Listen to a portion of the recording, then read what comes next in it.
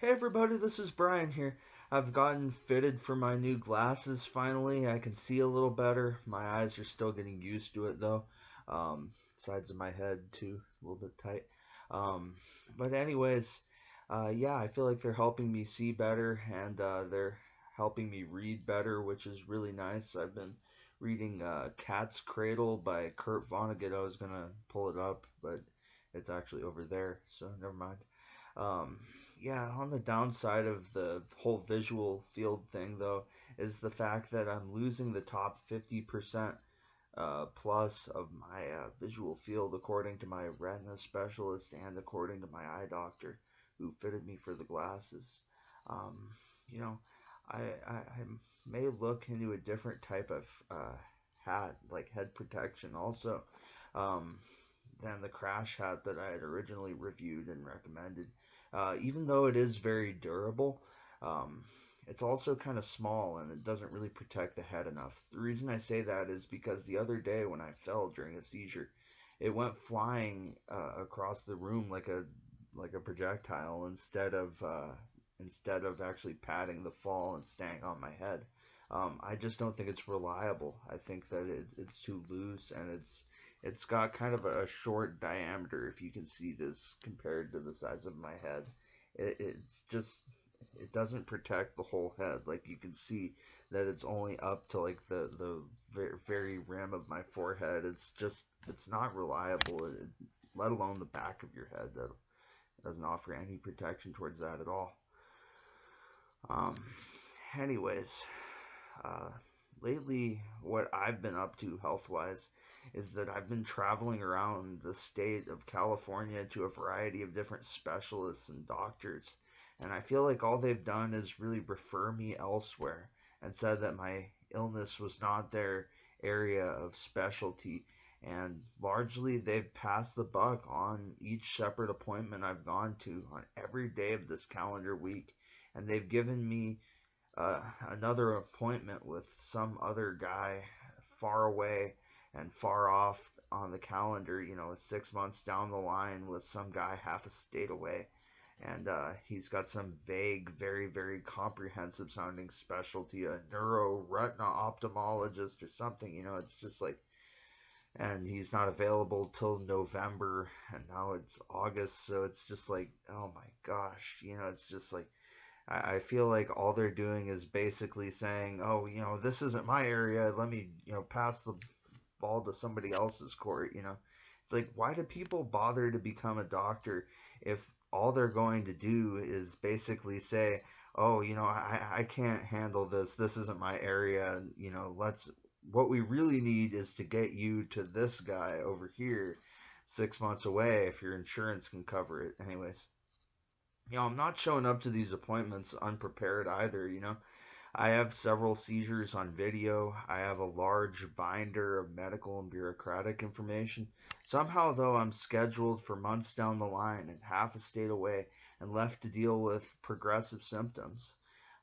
Beware if you have epilepsy that visual symptoms may be a significant symptom of multiple different medications for seizures, epilepsy medications.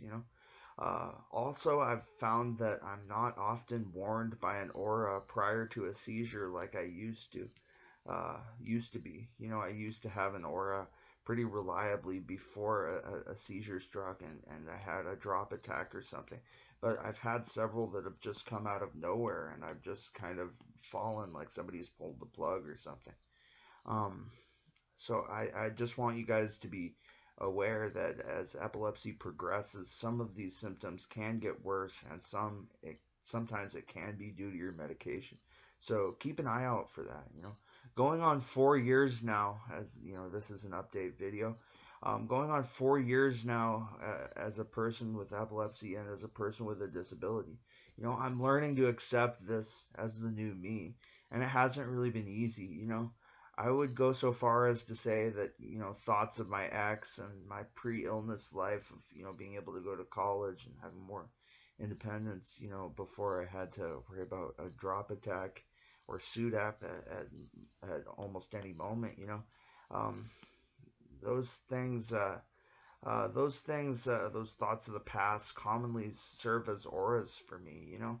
I guess the tough part of what you have to do to learn to balance these things is to learn to balance the desire to get better with self-acceptance. So you can think about, you know, your future life where maybe you don't have seizures or maybe you get off of your medications, but you don't use that to belittle yourself in any way, to make yourself seem like because you haven't reached that point that, you know, your current life is somehow less than it used to be, you know.